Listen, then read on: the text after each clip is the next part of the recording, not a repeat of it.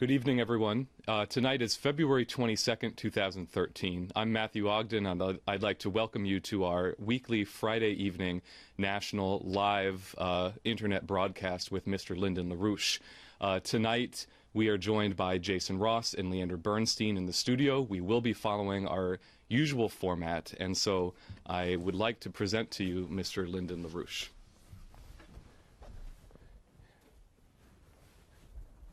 You know that there's a lot of stealing going on in this nation of ours, and it's based on the money. They're passing out money, and using money, but there's no value to it. The problem here is that the monetary system, which is typified by the increase in high inflation rates, quantitative easing, so-called, is a complete fraud. There is no value whatsoever. If we were to wipe out all obligations on the basis of this quantitative easing system, it would be nothing but a benefit to the United Nations and its people.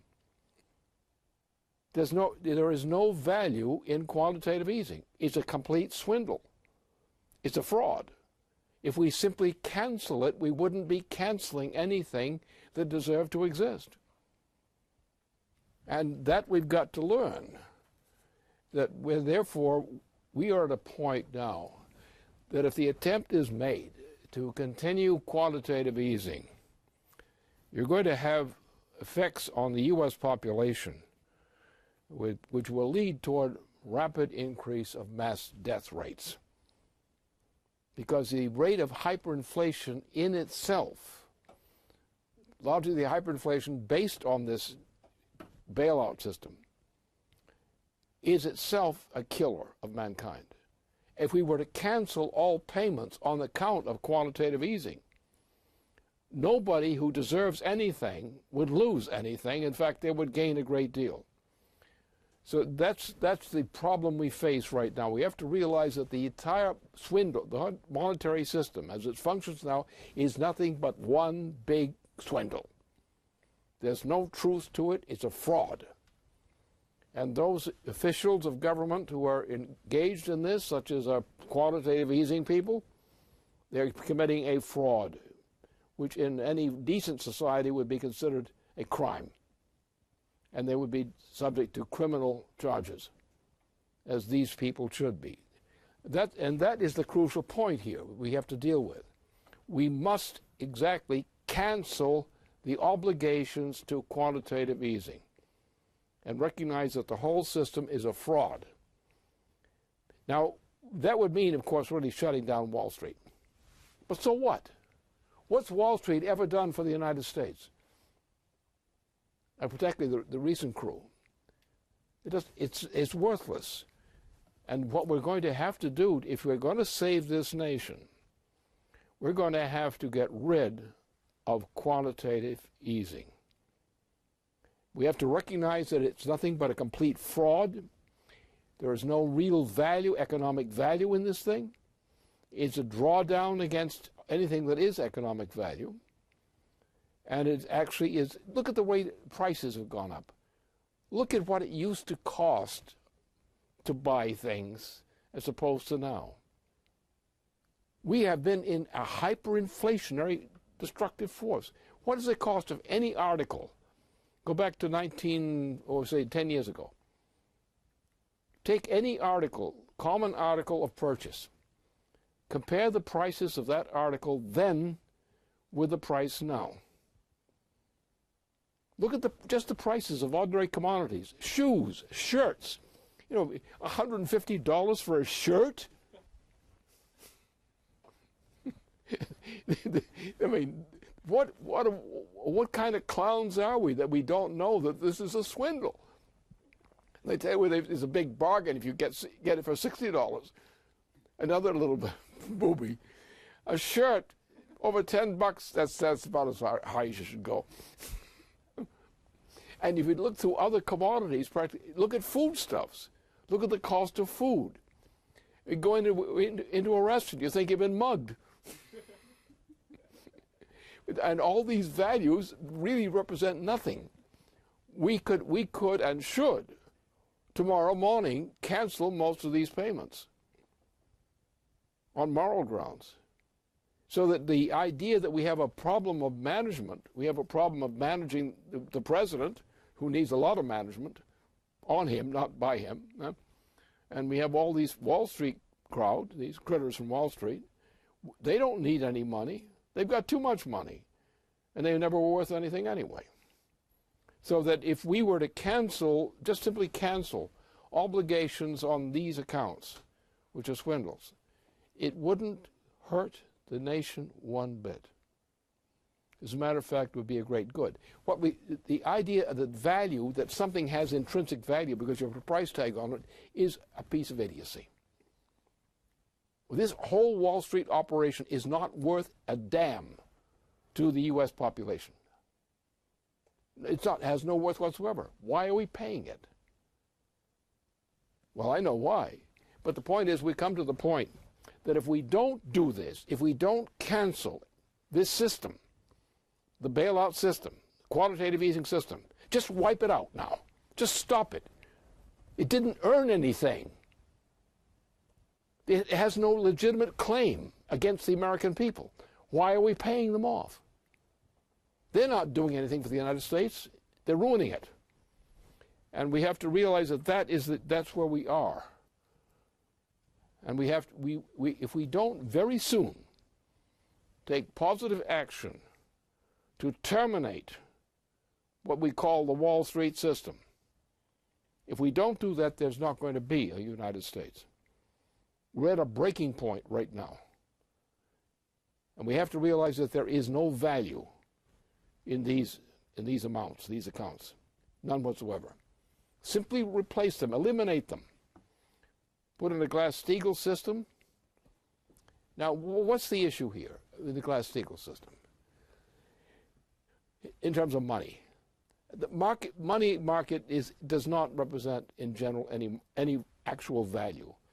The idea that there's a price tag on Wall Street money, Wall Street games, doesn't mean anything. It's not worth anything.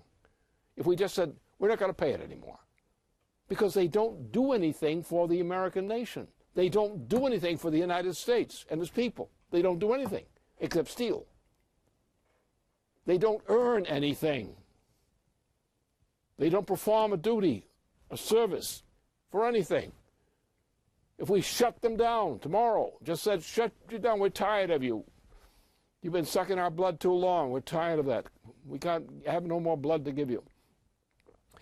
Then we would turn around and we would say, well, what do we want to do? Well, first of all, we have a lot of useless people. Very poor people who are useless people. They don't even have the skills anymore to produce anything. They don't have the inclination for actual work that's productive. We're seeing a complete moral breakdown of most of the population on this account. They have no reason to continue existing. Huh? Why should they continue to exist? They don't produce anything. They just drag on things. They become criminal elements running around the society. They have no reason to exist. They have no sense of an identity, no sense of having an identity in society, the sense, well, I can be proud that I am doing this. I can be happy that I have this job to do, or this kind of work to do, or this kind of activity to do. We've destroyed the motivation which characterizes a safe nation. And we have to understand the fact that we have to take quick and arbitrary action, which is generally Glass-Steagall. That's all you have to really do to do it. If you enact Glass-Steagall tomorrow morning, and put it to effect, you're going to shut down most of Wall Street right away. So what? Well, no, we're not producing anything to speak of. And instead of producing things, we're now spending money to contribute to these parasites. So we don't have to worry about the fact that we have an alleged obligation to these clowns. We in the United States have no obligation to these clowns. And they're mostly foreigners anyway. They're mostly British, of the British Empire. What do we owe them? We don't owe them anything. So all we have to do is say, look, that's not, you're not producing anything. Why are you getting paid?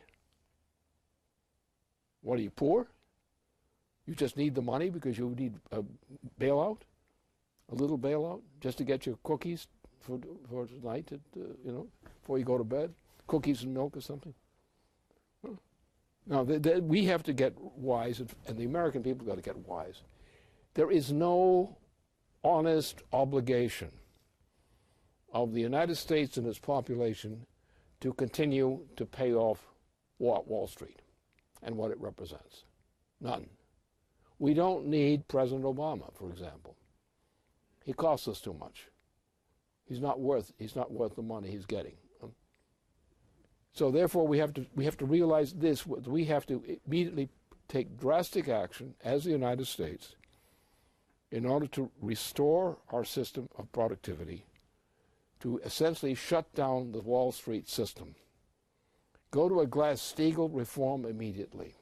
Now then we will have a shortage of means of production needed to get the nation back on a operating basis.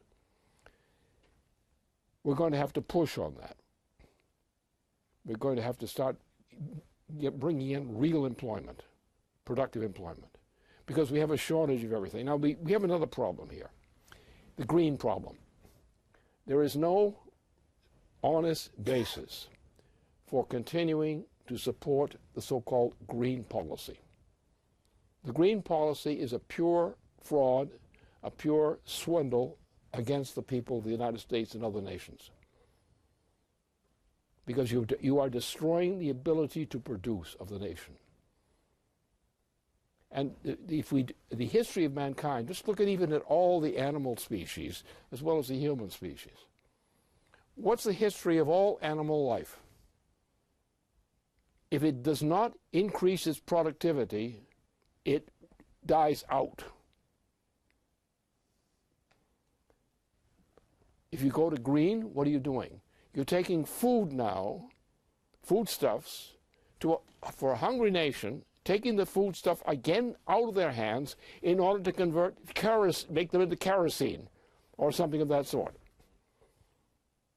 In other words, to destroy the ability of the human population of the United States to continue to live. And they're being cut by the Greenie movement. The Green movement is actually a crime against humanity. Because if you take the history of living species, how do species live? Well, the ones that are not so productive die out. The ones that evolve into a more productive form of species tend to prosper. What happens then if you take a human being and get them to stop being productive and tell them to be useless and to use technologies which are inferior, so that actually the ability of the people of the United States to live is being destroyed? Take the Western Plains area from the Mississippi westward. What's our food supply? It's been destroyed. What are we going to have for food? Well, if they didn't take it away to make gasoline out of it, which is often the case, you're going to find the whole area toward the west of the Mississippi is going to collapse. And the food supply of the nation is going to collapse. And mass death rates are going to spread throughout the United States if this keeps going. So the time has come for a simple thing to recognize what value means in an economy. Value in an economy means that human beings are producing, directly or indirectly, are producing a greater value of use values as such for mankind. And that is the standard by which an economy has to be measured. If the economy is not progressing with more advanced technologies, compensating for depletion of certain resources by accelerating the productivity, if we're not increasing the skill levels, raising the skill levels of the population, we're going to destroy ourselves. And we've reached the point now that a major destruction of the food supply of the nation is already on the books for this spring. For this spring. And that means mass death inside the United States, among other places. So the issue now is that we have to go to Glass-Steagall system immediately, with no exceptions. Now you've got to get all these Wall Street leeches are going to start screaming. I don't like a screaming lynch. That's a terrible thing. But we're going to have to do that immediately, make that change immediately. We're going to have to, in Glass-Steagall, we're going to have to get a national credit system supplemented to get people back working in productive capacities again. If we don't, this nation is finished. And if this nation is finished, most of the world is pretty much finished. So the time has come where the idea that we have an obligation to meet these, either the greenie policy, which we have no obligation to meet whatsoever. It's an immoral policy, and there's no moral obligation to that. But without increasing the productive powers of labor, instead of the green policy, we are not going to be able to sustain this nation's present population. And that's where we are. We're at that point. We're at the point where we're going to have to take effective action to shut down both the green policy and the looting policy of Wall Street. Those two things must be shut down. Otherwise, it will not be possible to maintain the population of this nation alone. That's where we stand. Do we wish to survive? Knowing that with the green policy continues and the current Wall Street policy continues, we shall not survive, or at least most of us will disappear rather quickly. So the moral question is, do we wish the United States to survive and its people to survive? Or do we wish to continue the policy of supporting Wall Street and easing policy? Yeah?